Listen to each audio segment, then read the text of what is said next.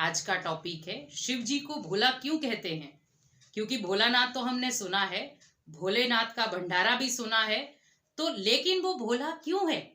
क्योंकि आज हम देखते हैं कि अगर विनाश की लीला अगर शिव जी करने वाले हैं तो फिर उनको भोला नहीं कह सकते हम। क्योंकि जैसे हम कहते हैं कि शंकर की आंख खुली तो विनाश हो गया। आज सोचिए कि आपका बच्चा बहुत शैतानी करने वाला है तो उसको हम भोला नहीं कह सकते, लेकिन परमात्मा को हम भोला क्यों कह रहे हैं?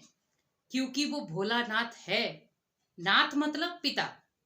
क्योंकि वो ऐसा भोला पिता है हमारा कि जो हमारे अंदर से इतनी कड़वी चीजें ले लेता है, जहर ले लेता है, लेकिन फिर भी मुस्कुराते हुए हमें प्यार से कहता है, मीठे बच्चे। आज हम दुनिया में बहुत सारी जगहों पर जाते हैं, लेकिन हम भगवान से वो चीजें मांगते हैं जो हमारे से पूरी नहीं हो सकती, लेकिन फिर भी भगवान आपकी वो पूरी करने के लिए हमेशा तत्पर रहता है कि इस बच्चे ने मेरे से ये मांगा है, मुझे देना है, भले वो लेट दे या जल्दी दे। इसीलिए सोचिए कि भगवान से हमारा इतना अटूट प्यार है, वो भोलानाथ है, तो किस लिए वो भोला बना है? ताकि बच्चे मेरे से डरे नहीं, लेकिन मेरे साथ वो संबंध निभाए जिसके कारण आज उन्हें उन संबंधों की कमी हो रही है।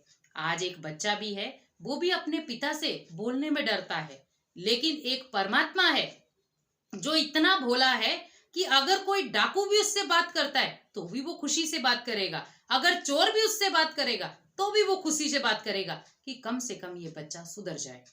क्योंकि भगवान कई बार हमें मौका देता है, बार बार वो आंखों देखे सामने देखते हुए कि ये बच्चा गलत है, लेकिन फिर भी वो कभी ये नहीं कहता कि ये मेरा बच्चा नहीं है। वो फिर भी कहेगा कोई बात नहीं, आगे के लिए अटेंशन रखो। तो मीन्स भगवान हमारी कई ऐसी चीजें हैं जिसको नजरअंदाज करता जाता है, लेकिन कोई ऐसा दिन ना आ जाए जिस दिन भगवान आपको पूरा नजरअंदाज कर जाए। क्योंकि भगवान कुछ समय के लिए हमें कई प्रेरणाएं देता है, लेकिन वो पहले बाप रूप में आपको बहुत प्यार से सहलाता है कि कोई बात नहीं, मैं आपके साथ हूँ। कोई भी कार्य करने से पहले 2 घड़ी मेरे को याद करो और उस कार्य में अटेंशन रखो, तो ऑटोमेटिकली आपकी टेंशन दूर हो जाएगी। फिर वो टीचर रूप में आपको बहुत सारी शिक्षाएं देता है कि आपको ऐसे ऐसे जीवन में करना है, कि आपका लक्ष्य क्या है, क्या करना है, किस उद्देश्य से आप जीवन में आए हैं। फिर उसके बाद वो सतगुरु रूप में बहुत सारे वरदान देता है कि आपको किन वरदानों के आधार पर ही अपने जीवन को चलाना है। और अगर नहीं मानते हैं, क्योंकि ये भगवान के 3 रूप हैं जो बहुत सुंदर हैं, लेकिन जब नहीं मानते हैं तो चौथा रूप आता है धर्मराज, जिसके लिए हम सभी आत्माएं डरती हैं कि हमें धर्मराज के सामने ना जाना पड़े। लेकिन भगवान कहते हैं कि बच्चे, अगर आप अपनी बुराइयों को मेरे ऊपर अर्पण कर देते हो तो धर्मराज भी अंतिम समय आपको सलामी भरेगा कि ये बच्चा है जिसने अपनी सारी बुराइयां भगवान को अर्पण कर दी। आज देखा जाए भगवान को क्या क्या नहीं बोलते हम। अगर मान लो बच्चा छीन लिया गया, मान लो बच्चे ने शरीर छोड़ दिया जिसमें भगवान का कसूर नहीं है, लेकिन फिर भी हम उसको कोसते हैं, फिर भी भगवान कहेगा कोई बात नहीं।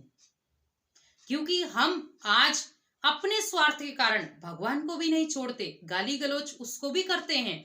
आज देखा जाए कि धर्म तो बने हैं, लेकिन वो धारणाएं जो चाहिए वो नहीं बन पाई। क्योंकि आज धर्मों के कारण ही हम लड़ रहे हैं, सब चीजें कर रहे हैं, लेकिन जो धर्म के पंडित थे, धर्म पिता थे, उन्होंने कितना त्याग किया हम वो भूल गए। आज अगर उनके त्याग को देखें हम, तो कभी भी हम किसी से नहीं लड़े। क्योंकि सबसे बड़ा कारण है कि हम उनकी हिस्ट्री को भूल गए हैं कि किस प्रकार उन्होंने क्या क्या त्याग किए, क्या क्या हमारे लिए उन्होंने सहन किया। लेकिन आज अपनी पद पोजीशन के कारण हम इतना गिर जाते हैं कि हम कुछ भी बोल देते हैं। क्योंकि भगवान कहते बच्चे कि अगर हमें इस समय भगवान भोलानाथ के रूप में मिला है तो कोई कारण होगा। क्योंकि भगवान हमें बार बार चेतावनी दे रहा है, बार बार समझा रहा है। कब तक समझाएगा? समय भी निकल जाएगा कि समय निकलने के बाद आप कहें कि भगवान की अब हम सुन ले, तो भगवान के जाने का समय हो जाएगा। इसीलिए जाने से पहले ही उससे वो बातें कर ले, उससे वो वरदान ले लें जो आज आप चाहते हैं। क्योंकि वरदान आपको लेना है, भगवान आपको वरदान देने आया है, लेकिन उस वरदान को लेने के लिए भी आपके पास ताकत होनी चाहिए। इसीलिए भगवान भोलानाथ है, अपनी जितनी भी बुराइयां हैं इस शिवरात्रि उसको दान दे दे कि आज के बाद मैं वो बन के दिखाऊंगा जिसके लिए आपका ये पाठ है, जिसके लिए आपने मुझे अपना ये भोलेनाथ का स्वरूप दिखाया है। तो इसलिए भगवान की शिक्षाओं पर चलेंगे तो हमेशा बुराइयों से बचे रहेंगे।